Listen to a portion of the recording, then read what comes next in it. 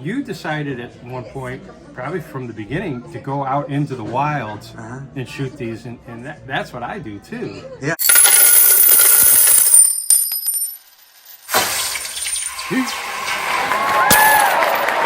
All right, Detroit Bob, how you doing, buddy? Pretty good. How's it going? Going well. Hey, we are talking YouTube channels. We're talking collecting, and you're a relatively new YouTuber. Yes. Have you hit your 1 year anniversary yet? Not yet. December 1st Okay. will be my 1 year anniversary. Well, you're off to a really good start, my friend. I don't know. That's what they're telling me. So, Yeah. I take that as a compliment. Thank you. Oh, you've got, I noticed you just passed a threshold, 600 subscribers. 600. It was a big one. Yeah, and I also know, because I was scrolling through your videos, that you're not just, getting 200, 150, 200 viewers. You're in the thousands now, man. You're hitting that magical number of getting 1,000, views per video. I noticed you had one pop off for a couple thousand. Yeah, I think my top. I do a short every day, just as a little promo piece, and then so my top short had almost 10,000. Wow. And the funny thing was, it wasn't about the records. It was about being stuck in traffic on the way to the record store. And I beat the algorithm. But my biggest regular long episode, I think, was 4,000, right around there. Okay, nice. So I do a weekly long episode and a daily short that plugs the long. Yeah. If that makes sense. Yeah. Isn't it gratifying when you finally get one that hits 1,000, 2,000, 3,000? I remember when I first got mine, I was like, oh my goodness, there's actually 4,000 people on the planet that care about what I'm talking about here. Yeah. And it's a good feeling to know you've got some traction. It is a great feeling. Of course, I have a little bit of a background in photography and some in film, but film is a lot different than photography. So there was some technical stuff I sort of had to learn in the beginning, and I'm still learning. Same here. That I think that's a big barrier for a lot of people, and it was for me. And the shame of it, I saw some guru say that that one of the biggest roadblocks is not making your first video. Yeah. You letting perfect get in the way of good enough. Exactly. So that really hit me, and I'm like, you know what? I'm going to do this unscripted because even if I have scripts, I'll mess up the scripts. Sure. So there's mistakes and there's hiccups and there's shaky tables, but hitting the mark with a little niche group was satisfying for me, and I know you sort of have a niche too, because I didn't even know what a silver stacker was. Yeah. And for my viewers, Bob does records. He's from around the Detroit area, and he's that's hence the name Detroit Bob. Although he's resided here in Northwest Indiana for many, many years.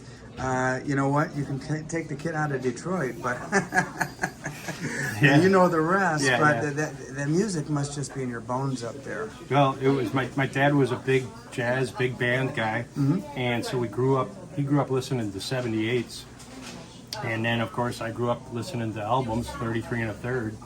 And about 5 years ago, I always wanted a jukebox, because as kids we used to pump quarters into the jukebox and play our favorite songs. And I thought one day I'll get one for my house. So I started right before COVID a search for a jukebox, and it took me a long time to get what I wanted. I wanted one with a visible mechanism where you could see the record plop down on the platter, and cool lights and bells and whistles and all that. So I finally found one, but in the meantime I started collecting the 45s, which are the smaller 7-inch records. Right. And that was my niche. I'm like, this is fascinating. I entered every one of them in a database, and I found out more and more about the artists, the labels, the different pressing plants, and there's all sorts of stuff in the dead wax, just like coins, because I used to collect coins too. So there's a flip side and a verse side, and you can play it. Yeah. Can't play a coin. Sorry, you know what? Back to our origin stories. I started during COVID, and I was the same way. I didn't want to be one of those guys who had paralysis from overanalysis. So I said, heck with it. I'm just going to make my first video November 1, 2020, COVID hobby, and it went from there. And I did it secretly. I didn't tell my family, I didn't tell my friends, and even to this day, 4 years later almost, because my anniversary is coming up, I haven't told many people, just my immediate family, mom and dad, cousin, and just a very small number of friends. Yeah. Because it's just my little secret hobby, Yeah, and I think that's good too, because I've heard, like, be careful who you share your passions with, because they might not see you as a creative person that's capable of doing something like that, or they might not take you seriously because they know you as somebody else, or the little kid that played baseball down the street. You know what I mean? So no, I think that's a great strategy. I've sort of done the same thing too. My real name is not Detroit Bob, but it works. And I'm just trying to get it up where it's self-sustaining. I don't plan on making a lot of money off of this. Yeah. You know what? When you're on the road to becoming monetized, when you hit, I think it's still when you hit 1,000 subscribers and certain number of watch hours. Yeah. And you know what? I could tell you're passionate about the music, and the money will be just a very nice little bonus. Get you some records and keep adding to your stock, but it's nothing that I would say is something that is super significant. Yes. And it's just it's a nice threshold, a nice goal, a benchmark to hit. But you're not going to get rich off of it. You know that already. We talked about that before. Yes. I guess that's kind of something that some people think is going to happen. It doesn't really. No. Unless you're one of those people who does something that's very, very popular. Okay. Your area, my area, very similar. A lot of parallels, Bob. Yeah. In the respect that, there's a small number of people who collect 45 albums, or 45 records. Yes. Very small, probably less than 1% of the population collects coins. Everybody knows what a record is. Everybody knows what a coin is. Yes. Very few of us are passionate about either of those. And, so we're not going to get millions and millions and millions of views like somebody talking about Taylor Swift. Right. That being said, the cool thing is you're able to gain a really loyal following, people who are passionate like we are about our respective hobbies. Yeah. And for me, it's more than a hobby. I would call it a lifestyle of silver stacking. Yes. But the coin collecting is kind of more on the hobby side. But explain that to me. What is this a term you made up, or is a silver stacker actually a colloquialism or whatever that word is for someone that does exactly what you do? Yeah, I first heard about silver stacking. I've always been a silver stacker, not knowing that there was a title for it or anything like that. Even back in the day, The silver stacker is just, stacking up your silver dollars and saving them. It's basically savings. Okay. But it's off-the-grid savings. Okay. And, a lot of it goes back to when I was a child. My mom used to work as a cashier at a grocery market, and she would bring me home. Back in the day, you remember, the 90% silver dimes and quarters that you would occasionally find in change in the 1970s and 80s. Yeah. And then I had an uncle who was kind of a hoarder of silver like that. And it's kind of in the family. So I've always kind of put away silver as a savings account. Right. Rainy day, special occasion, that kind of thing. Still do to this day.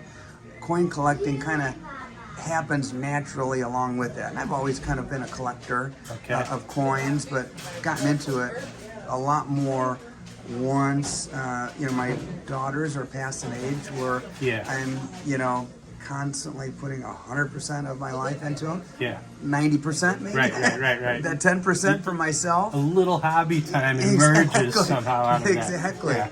And so I dug up all my coins from when I was a kid and my old silver collection and stack, and there we go. And I think it's sometime in, even pre-COVID, I heard that term silver stacking. Okay. There was a YouTuber called Silver Dragons. Okay. That I started following along with a few others, and I realized, stuck in the house, hey, you know, in 2020, hey, Right. there's other people who feel the same way about this that I do. I love it. And cool. So that would be another one of my tips, because, you know, I'm a little further along than you Yeah, are. definitely. One of my tips would be find someone else who does what you do Yeah. and see how they do it, Yeah. and see how you can do it in your own way, with your own voice and your own personality. But it's always great to look at those people in your niche that are successful. It's not a bad thing to try to emulate them. Well, one of the things I noticed in your videos, you seem to have very good rapport with these shop owners. Oh, yeah. So are these people that you've known, or how do you break the ice? Like, you know, you're walking in, can I come film you? And how did you get over that hump? Yeah, that was scary at first. Yeah. I mean, it took me, gosh, probably 3 trips to the Gold Depot here in town, Right. before I worked up the nerve to ask the shop owner named Rich, hey, you know, I've got this little YouTube channel. I make videos in my basement. Right. Would you allow me to film you? And thankfully, he said yes. Yeah. And the rest is history. And I think one of the things that kind of sets me apart from other guys is I'll go to lots and lots and lots of shop owners. My stable of shop owners that I can rely on is expanding constantly. Nice. It starts with an ask, and asking now is a lot easier. That I have I have a business card, I have some credentials. I can direct people to my channel and say, look, I have 20,000 subscribers, or whatever that number is. Yeah. And it gives me a little bit of cred. Right. When I first started, not so much. It was just a real risk asking that question, and probably about a 30% success rate on that. Yeah. But now I've got people that I can rely on, and they're experts in their fields. Right. So do you go to shops or exclusively, or do you go to coin shows? It seems like on some of the episodes you're at like a bigger venue where there's a bunch of different I do dealers. both. I do both. And in a coin show, you could hit 20, you know, shop owners or 20 vendors in 1 hour, as opposed to, you know, making a big special trip to a shop I've never been to, and, you know, risking whether or not the shop owner says yes or no. I kind of cold call. I found that by asking ahead of time, it's too easy to say no on the phone. Yeah. And if you just show up and the guy across the counter realizes you're a normal person, and you talk for a little while, that's always been a more successful avenue than just making a phone call. I've tried that before. It didn't work very well at all. And I found also, once the shop owner, record store owner, whatever, realizes you're not trying to sell them something, they relax. And I tried that approach too. I said, listen, I've got a 250,000 views, and okay, you know, I go, basically I'm gonna plug your shop. Mind if I ask you a couple questions about records? And I do a little filming, and after a while they're like, you know, they're like, wow, it's pretty much free advertising. It's a win-win-win. You know, you win, Yeah. The shop owner wins, Yeah. and the viewer wins because you're getting information from an expert, someone who's been doing it forever, and you know it's a win all the way around. Okay, so let me ask you this: you're in your COVID hobby, you're starting to stack your silver again. What made you decide, okay, I want to make videos of this? How did you make that jump? I saw a lot of bad videos. And during COVID, everybody was putting a camera on themselves. Right. And I saw enough of them that I thought, I think I could do better than this guy. You know, it's not that hard. Because some guys never even, you know, they would leave in, you know, 20 minutes of garbage that could have been edited out. And save the viewer that 20 minutes of their life. And I always thought, let me make videos, the type of videos that I myself would like to consume and watch. So you have that as a framework. You know what you want as a viewer. So you go into it like, I want to deliver at least that minimum interest level as a consumer of videos into the ones that I make. And I was thinking the same thing. It's like, this is boring. And it might be just the tone of the person's voice.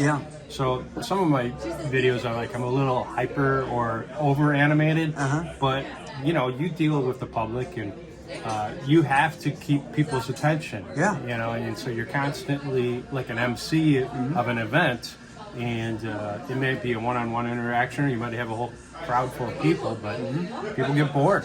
Yeah, Well, some of that is overt. Yeah. Some of it can be very subtle. Just a matter of switching a camera angle at kind of a lower part of the conversation. Right. Something you want to keep in because it's important information, but you know, or show the product, or I'll show coins on the screen while we're talking, Right. to just kind of reset someone's brain just a little bit. Yeah, just because, you know, not 20-minute clips. You know, sometimes a 3 to 5 second clip of a close-up of a coin. Yeah. And then while you're still telling the story, and I'll do the same with a record label. Yeah. You know, and I'll just zoom in and then zoom back out. Exactly. That kind of resets the brain a little bit. Quick at it.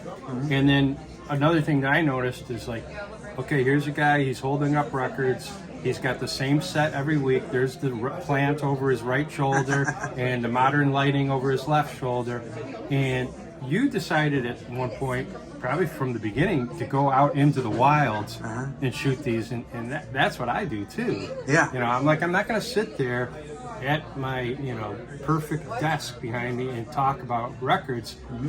I'll do a summary sometimes in that format, but I try to change it up a little bit. Yeah, absolutely. And you know, people want to hear from various voices. One guy you might talk to might be the biggest Motown expert on the planet. Right. The next guy might be into 70s rock and roll. Right. And you know, your viewers want a variety. My viewers, at least, and Yes. I think you're the same way. Yeah. You don't want to listen to the same.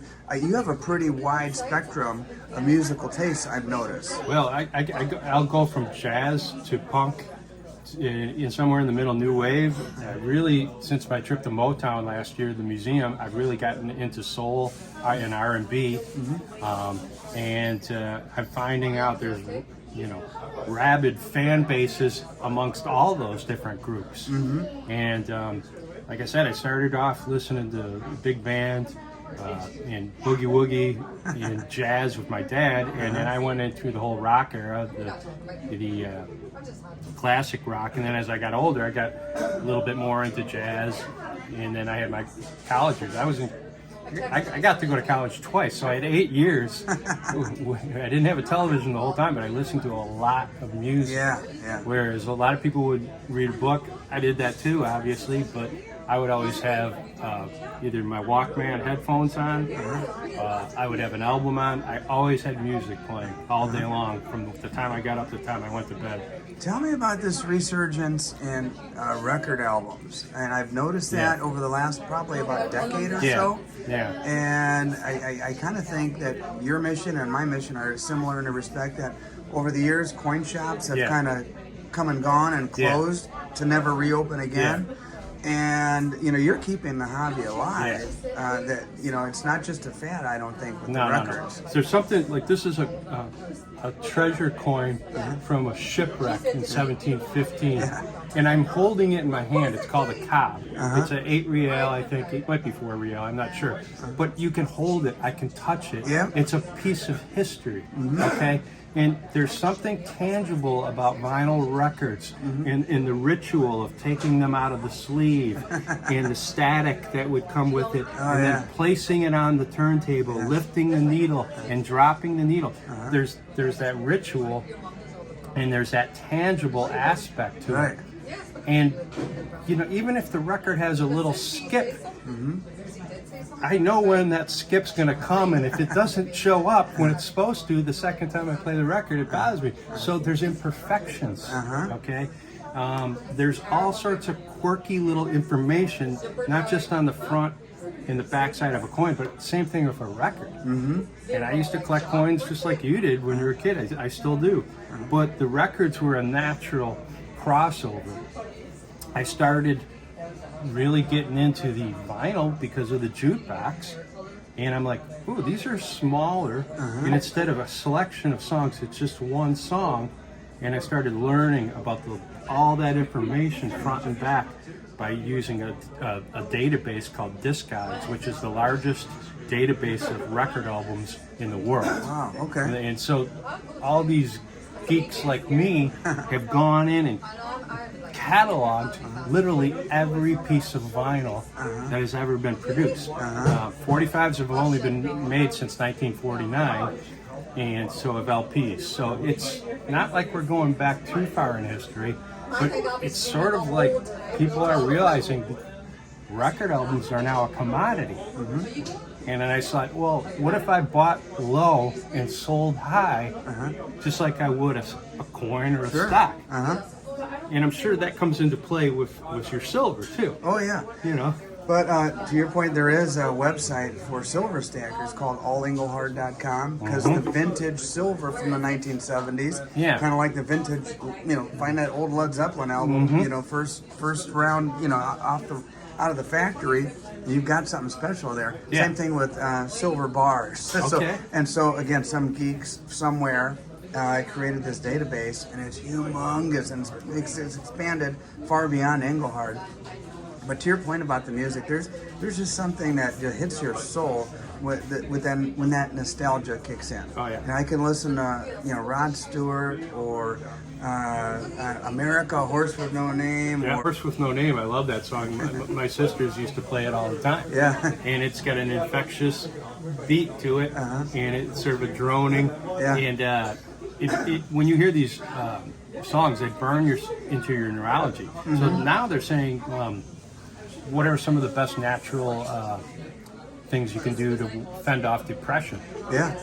Listen to about 170 minutes of music a day. Turns out that's the sweet spot. Wow. Yeah. Okay. So if you listen to a lot of music, your endorphins start pumping, your body's natural mood elevators and painkillers. And guess what? You feel better not just mentally, but physically when you listen to a lot of music.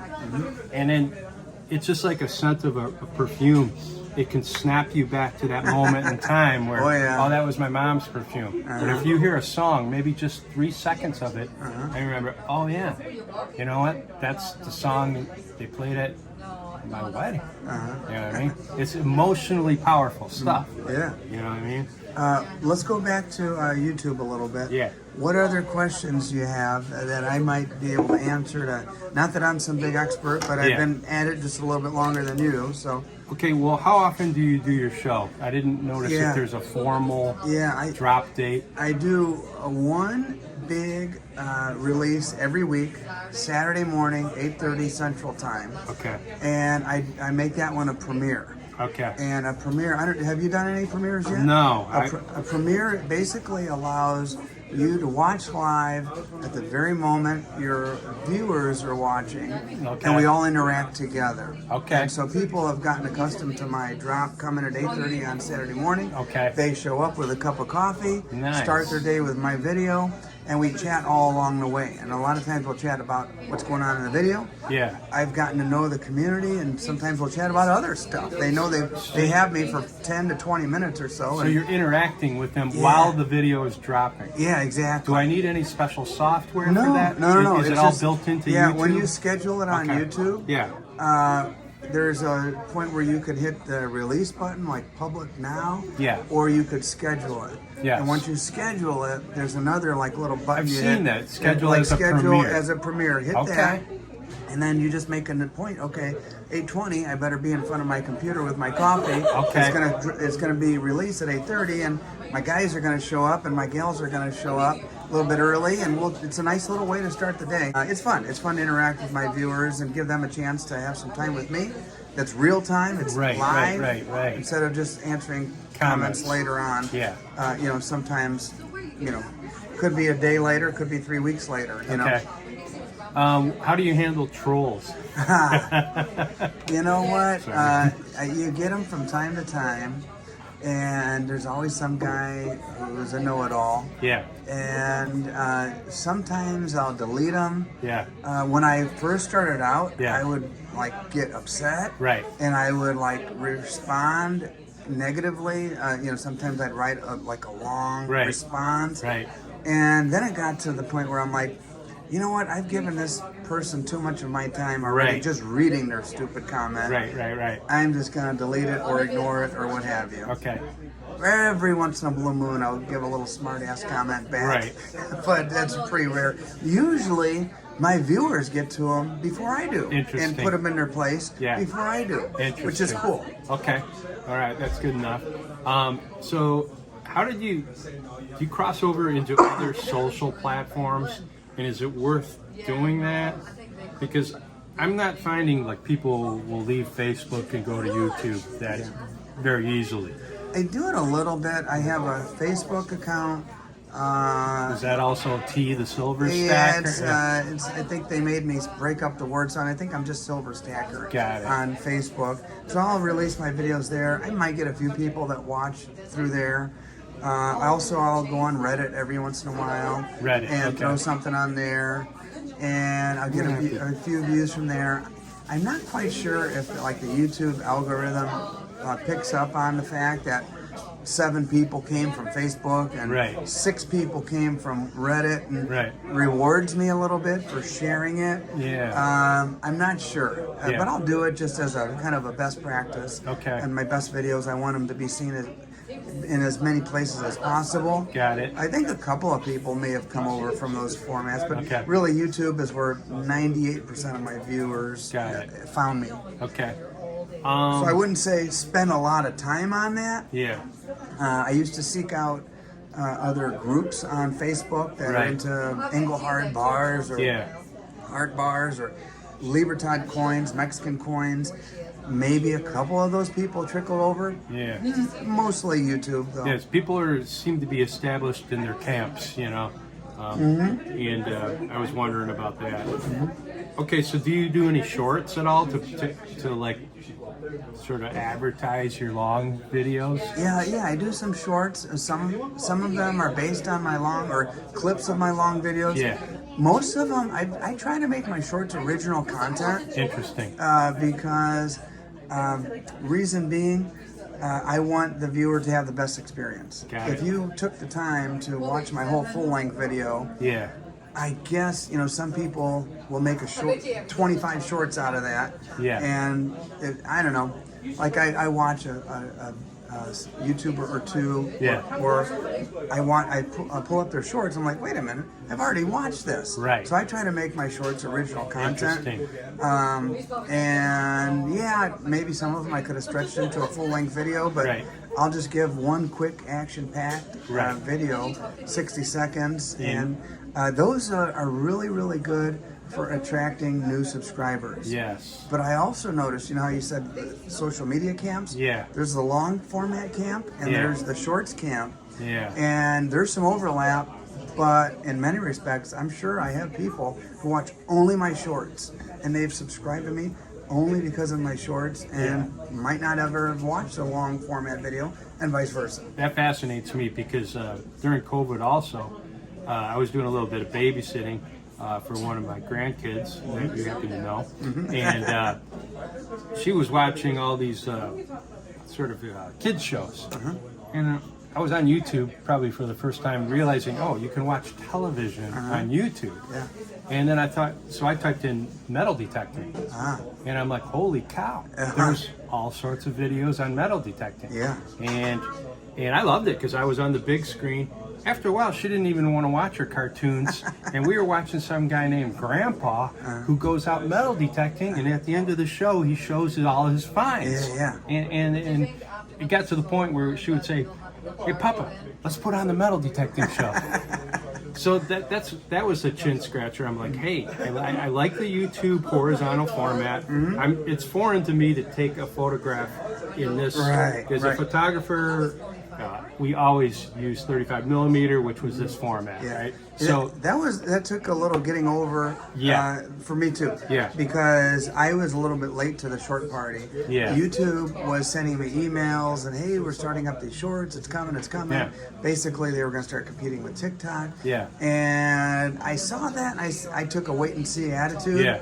And probably should have, in retrospect, got into it 6 months or 8 months before I actually took the leap. I'm glad I did. And because it's a different format that it's fun in a different way for me. Have you had any luck breaking into the international market? Yeah, you know what? That was one of the first things that got me really excited. Now, like, hey, honey, this guy in Scotland likes my video. This guy in... I got 5% in the UK. Yeah. They love American rock and roll. Yeah, sure. And a lot of Europe, all over the world, really. I would love to break into Asia. I love Japan. I've been to Tokyo. I would love to break in that market, but I just can't seem to. Sometimes I'll put Japan if I have a Japanese release of a record, but I just can't seem to get through that wall. Well, you're approaching that magical 1,000 mark. How long did it take you to get there? I don't remember off the top of my head. I'm starting to panic a little bit. Probably similar time frame, maybe 8 to 10 months or so, something like that. But don't forget, that was during COVID where everybody was glued in front of a screen. All right. You started this after that was over. Yeah. And people have, back to the golf back course. to normal life and out and about and stuff like that. So that would be a reason it would be a little bit slower. Right. However, once you hit that benchmark of 1,000, it seems like something magical happens and YouTube starts sending it out further and further and further, and more eyeballs see it. Maybe you think they loosen up the algorithm a little bit because they figure, okay, he's put in his due diligence. We're going to reward you by turning you up a click or two? Or? I think so. Yeah. I can't really say for sure because everybody talks about that magical YouTube algorithm. Yeah. I don't know how many people have actually figured it out. So what I... Mr. Beast? Yeah, Mr. Beast has figured it out for sure. I think what I've kind of decided on myself, I'll just make videos that I think people will like to watch, that I personally am proud of. Yeah. I'll keep putting that out into the world. Yeah. And some people might outpace me and grow faster. Right. I've seen people flame out real fast too. Yeah. I don't know if you've noticed that. Yes. But there was like when I came in November 1, 2020, there were probably about I'd say 6 or 8 guys and ladies that were starting around the same time. Mm-hmm. I've seen almost all of them flame out, and even ones that shot way past me in popularity. Yeah. But I don't know, it was like a shooting star. Yeah. They put a whole lot of effort into it, and it wasn't sustainable. Yeah. Whatever you do, back to your question about the pace, you've got to do a pace that's comfortable for you. Yeah. For me, right now, it's 1 or 2 long format videos and 1 or 2 shorts a week. Okay. And some weeks I might only do 1 long format because I've got family stuff and work stuff and everything else. And my viewers have stuck with me. They're okay with that. Right. They'd rather have, I think, 1 quality video than 3 crappy videos. And I probably could do 3 crappy videos, but I'd rather honor the viewer by giving them something better. How long are your videos typically? Usually 10 to 20 minutes. That's kind of my niche. I think I need to shorten mine up a little bit. Mine are 45 minutes to an hour. You know what? Sometimes I'll watch yours when I'm like working around the house or doing something. Right. I couldn't with my attention span. I couldn't look at the screen diligently for an hour straight. Right. But I could certainly put it on and listen to you in the background and chuckle at your what's going on and stuff like that. Okay. I could get it down to a half hour. Mm-hmm. I could probably get it down to 20 minutes, but I feel that's almost like year 2. Mm-hmm. I'm gonna if I get away from going through the individual records, my hardcore collectors love that part. Sure. They don't care about seeing me drive down the road or do the banter. They just want to see the labels and the next rare one that I uncover. You know.